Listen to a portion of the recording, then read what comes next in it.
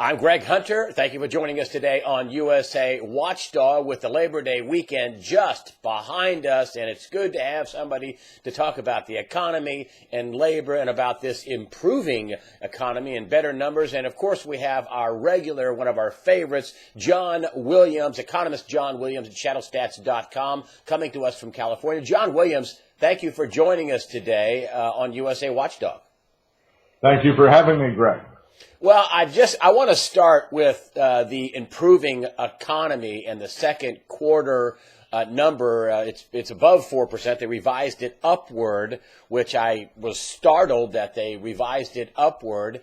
And of course, I read in your latest report out last week that listen, the economy's in. So your quote: the economic downturn is on, and the economy is in severe trouble. Tell us about this recent upgrade or date to the GDP number. I think it came in at now 4.2%. What do you say about that? Well, keep in mind that the first quarter, which preceded this reporting, was down at an annualized pace in excess of 2%. I think it's 2.1%.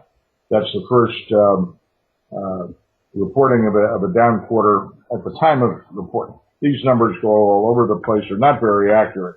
But when you see a contraction in the economy as we had in the first quarter, given all the upside biases that the government puts into the series, you know the economy is in serious trouble. The second quarter was reported up 4% initially. They revised it up to 4.2%. That's not much of a revision, and it's barely significant when you consider that there's a margin of error here, plus or minus 3.5 percentage points with the reporting. We are getting into the election season, so there are those pressures that can come into play. Early numbers that we've seen on the third quarter suggest that the third quarter is going to be weaker. And in fact, the numbers that were reported for the second quarter, although they were stronger than the first quarter, do not support 4% growth. There's no way that's happening.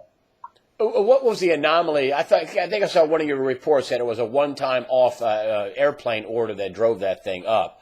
Is that what drove up that number, that spike? One-time, a one-off deal?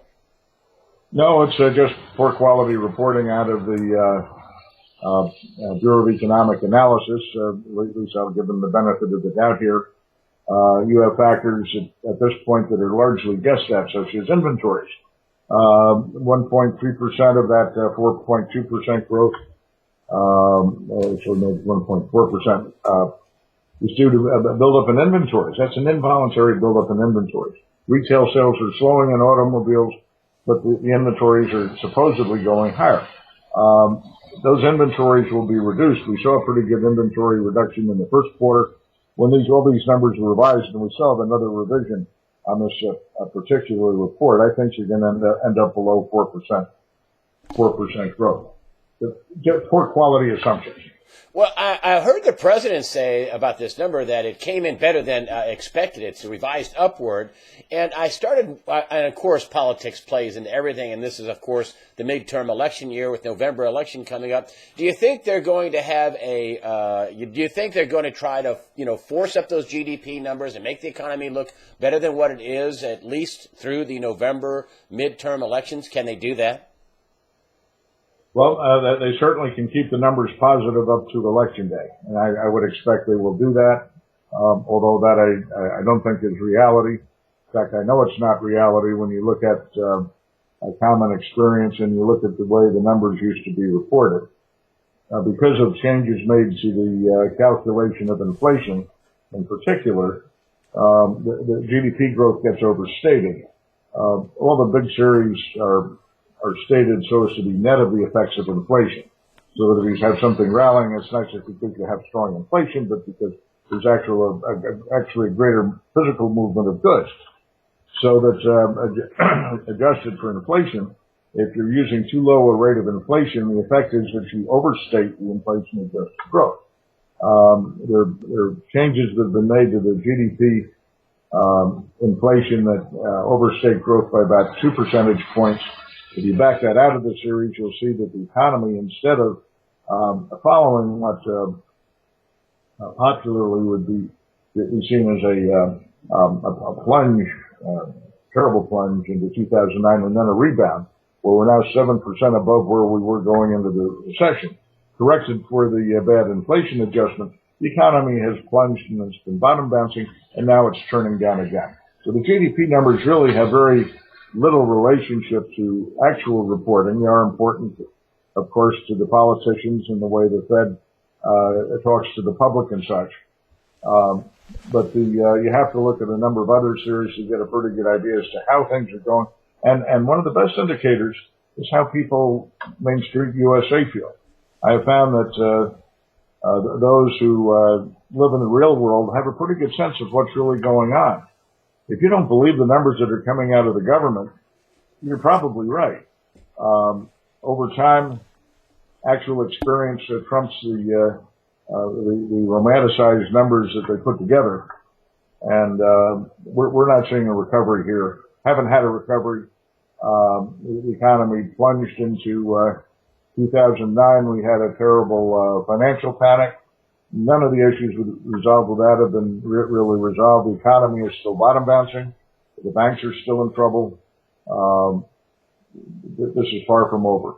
Well, they're talking about. Go ahead. It's going to look better going into the election. Well, Stanley Fischer, the vice chairman's out, a few weeks ago talking about, the Fed plan, and it's on the Federal Reserve website. This is not some crazy conspiracy theory. They're talking about bank bail-ins. Mm-hmm. And, about taking capital from depositors and saving and helping systemically important institutions. And I'm thinking to myself, well, if we have this great economy and the so-called recovery, why is the Fed coming up with a bail-in plan? Doesn't that mean they think we're going to have an economic crash where the banks are going to need to be bailed out again? Well, it means they're seeing it. They see what you see. There's no question they see what you see, even though what they say. They know there are problems coming, and against this happy scenario that the economy is fully recovered and things are just bouncing along. The underlying economic reality is the economy is still bottom bouncing and turning down anew. The numbers are going to start to reflect it, as we saw in the first quarter. Why the first quarter showed that, and then they start pulling around the second quarter numbers, I can only speculate over, but the first quarter, that was beginning to reflect reality. The surprise here for the markets is the economy is not recovering, and with that surprise are all sorts of nasty side effects, ranging from, number one, the banks are in greater trouble than people think.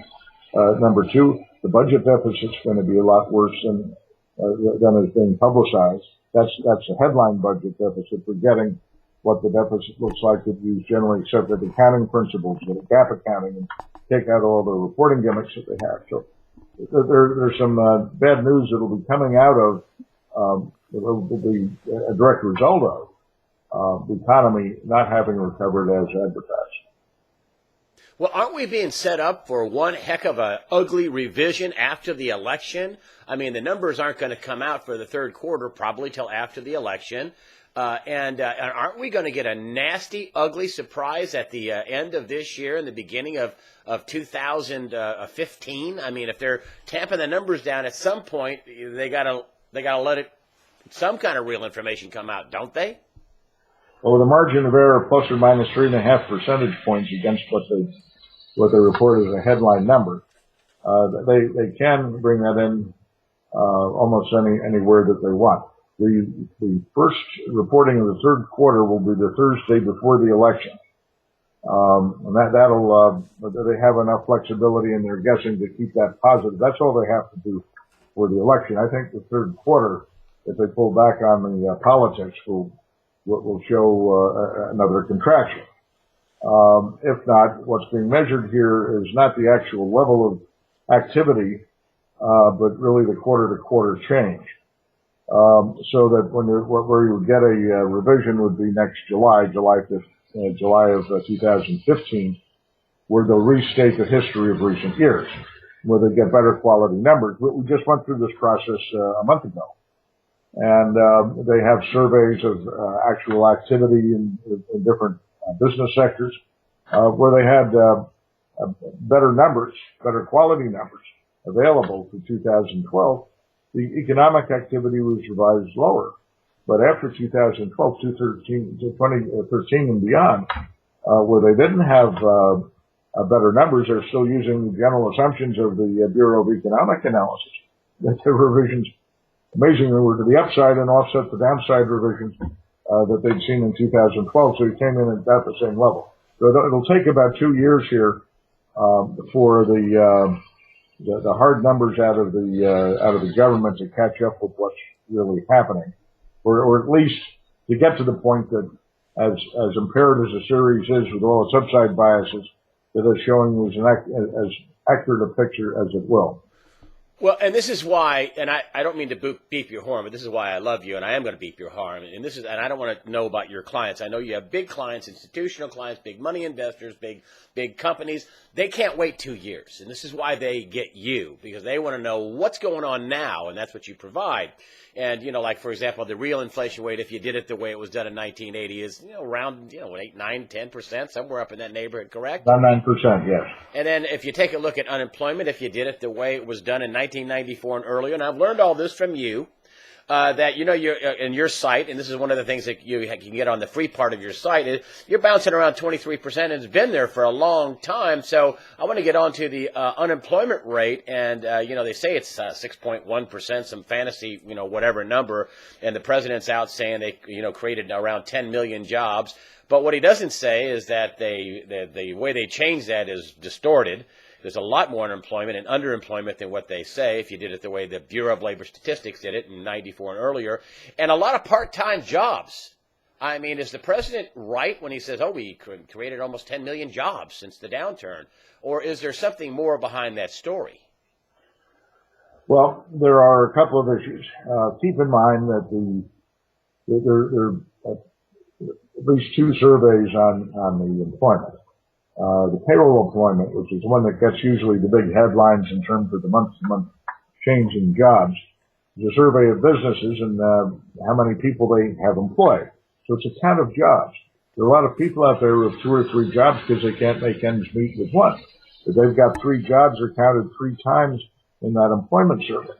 And the 10 million number, I can't quite come up with that looking at where the trough was in the numbers and official reporting and where it was most recently. I'm at about 9.3 million, but the way they're reporting, it'll certainly be 10 million in the next several months. That includes creations of part-time jobs, more people having multiple jobs. If you look at the other survey, which measures the individual, it's called the household survey. It's the one that measures unemployment. And what it does is it counts the number of people who have a job. They might have 3 jobs, but if they're employed, they're only counted once. Now there, the gain since the trough is closer to 8 million. The difference being that that 10 million number includes the multiple jobs. If you count the multiple jobs, the number of jobs there is higher now by some hundreds of thousands from the pre-recession peak. If you look at the number of people who have jobs, the number of people who are employed, that is still lower than it was with the pre-recession peak. But if you look at a broad measure of the employment, things that would give you an idea as to what's normal. You go back pre-recession and look at the ratio of employment. It's just the people who have jobs. This is out of the household survey. The proportion of people who have jobs versus the working age population in the United States. The indication there is that if we were to go back to the levels before the recession, we need at least 11 million new jobs. 11 million on top of more than we have now. So this is far from more than wait, let me get this straight now. More than the 10 million the president was beeping his horn about, or the government, yes. The Obama administration. We need 11 million more than the 10 million there. Whoa, we made 10 million. We need another 11 on top of that. And that would get that one measure back to normal. We're in serious trouble here. And the Bureau of Labor Statistics, and I've got all sorts of problems with methodologies that they use, and a lot of that's forced upon them. But they do analyze their numbers. They do put out interesting reports. They just put out one that showed now, this is in the recovery period, I think it was from 2011 through 2013, 3 years there, that somewhat over 4 million people were displaced in employment. These are long-term employees, lost their jobs because of the economy. The plant shut down, their positions were eliminated, something along those lines. And that as of 2014, about 60% of those had regained employment. But 40% of those people who had these long-term jobs that were lost to the economy have not. We're still losing jobs in this economic picture. That's what the numbers are showing, despite all the happy hype that you get in the popular media. Well, I want to bring up the hyperinflation. You've updated your hyperinflation report, and people around the world look like they're angry at the U.S. We don't look like we have very many friends. Germany, Angela Merkel came out and said, the U.S. can't solve everybody's problems. Or all the world's problems, something like that. And, there's questions whether or not every time the U.S. says something, like, for example, the Pentagon released photos and said, Russia invaded Ukraine. And, of course, nobody believes the United States. And a lot of people, Lavrov, for example, the counterpart to Kerry, says, that's not true. There's no evidence of that. And a lot of people are just questioning the credibility of America, not just the financial, but everything they say. I mean, almost everything that comes out of the mouths of the Obama administration, somebody steps up in the world and calls them a liar, and maybe they are lying. How does that affect the dollar and your forecast for, hyperinflation by the end of this year, the beginnings of hyperinflation? Could that touch off a firestorm of dollar selling with the, $16+ trillion liquid dollar assets held outside the country? Well, the firestorm of dollar selling is what I'm looking at as the likely proximal trigger for the early stages of the hyperinflation. Obviously, we've not had that selling yet. A number of factors will affect it. The very important one is confidence in the U.S. government. And you look at that domestically and globally, and I'm not going to get into comments as to how the administration per se is doing in its various statements around the world or how the rest of the world looks at it, but the rest of the world is reflecting what you see in the positive ratings of the president and the Congress, basically historic lows. Those ratings historically, particularly the president's positive rating, have been very good indicators of where the dollar's going. If the president's rating is low, it means that the American people generally don't have much confidence in the system. Things are going wrong. This is a big negative for the dollar. Usually the dollar sells off. It's also reflected in the global confidence. Add to that factors tied to a weakening economy, tied to implications here for a much worse than expected budget deficit as we go down the road. Unusual activity by the Fed. They're still tapering, cutting off their quantitative easing, yet they're still monetizing 75% of the new debt issuance out of the Treasury, at least effectively doing that. Their tapering has been somewhat in parallel with a reduction in funding needs, or temporary reduction in funding needs that leads to the Treasury. So that there probably is a relationship there, but the whole bit about the quantitative easing, everything that the Fed has been doing to pump this extraordinary amount of liquidity into the system since the panic in 2008 has been aimed at propping up the banks. It'd be nice if it would help the economy and try and contain inflation, which are mandates that have been given to the Fed, but the Fed's primary function in this world is to keep the U.S. banking system solvent, to keep the banks functioning. And so that at least Bernanke admitted there's very little they could do to stimulate the economy at this point, yet they continued with this extreme quantitative easing. That was, again, aimed at keeping the banks solvent. The banks are still in trouble here. It's going to get worse. As it does, they're going to have to put more liquidity into the system, and then however they do it, they likely will do it as they have been doing it for the last couple of years, and that is use the weak economy as a political shield. Oh, we've got to fight the weak economy, and use that as an excuse for putting the liquidity into the system. That's going to continue. We haven't seen the end of the Fed easing here, and that too, as it turns, and again, as the economy turns down, all that, the ripple effects, because a weaker economy mean that Fed has to do more there. All those factors should come together in a great confluence that will give us massive selling pressure against the U.S. dollar.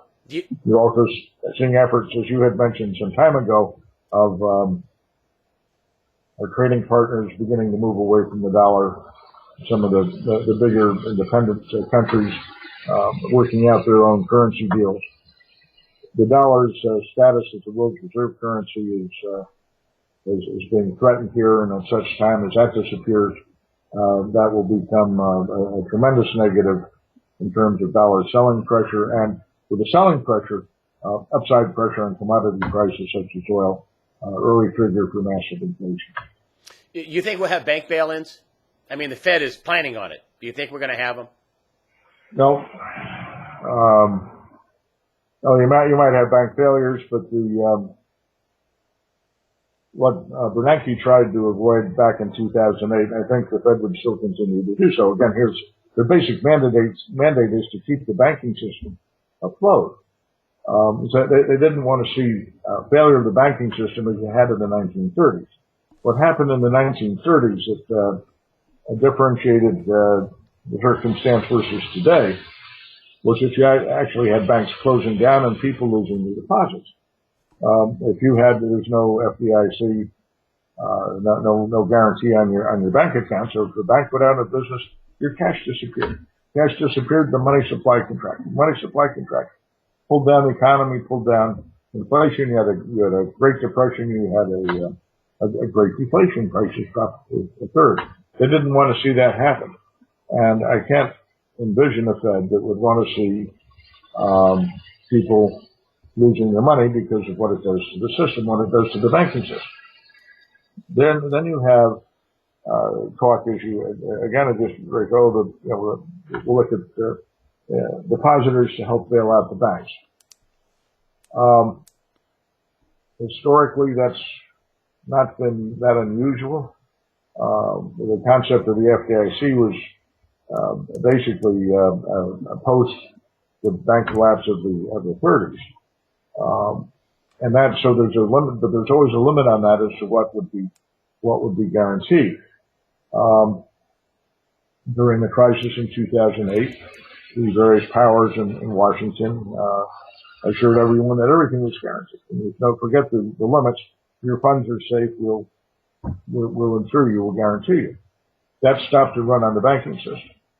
The problem with having this, the depositors are going to bail out the banks, is that it encourages bank runs.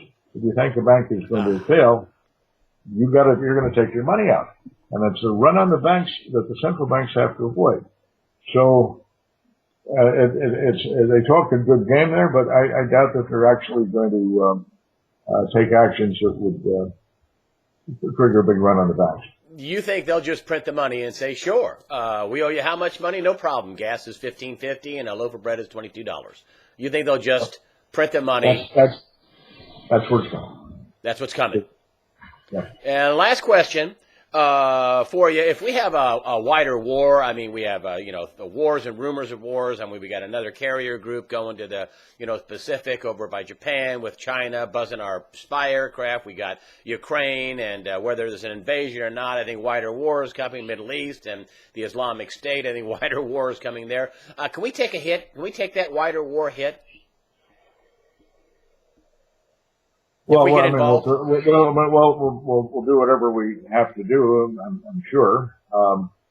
If you go back to the late 30s, it became evident that there was a very broad worldwide war that was developing, and a lot of people were looking to get us into it. We did, but manufacturing in the United States aimed at helping supply military goods to Britain in particular was a key factor in turning around our economy. We no longer have the manufacturing base. I mean, we need to boost a lot of military spending here. I'm not quite sure who's going to be producing it, but if someone were looking to say, oh, well, at least this will help the economy.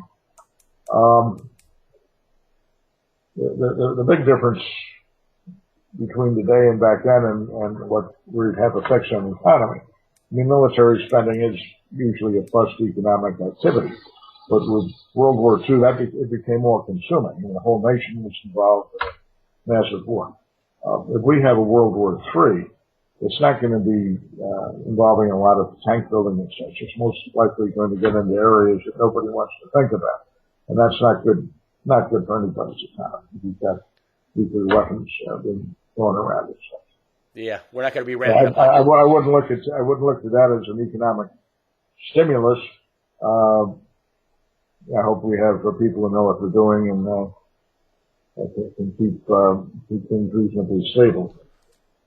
Last question. I'm going to add one more. The 2014 hyperinflation forecast, could that get pushed into 2015? Is that what it's looking like? It's we're getting later in the year, and obviously, the odds of it being pushed into 2015 are higher than they were 6 months ago. I'll be commenting on that in the next couple of weeks to my subscribers, but let me put it this way: the general outlook has not changed. I'm still looking for the hyperinflation, and depending upon when the dollar breaks, and the factors there that can cause the dollar to break, they're there now.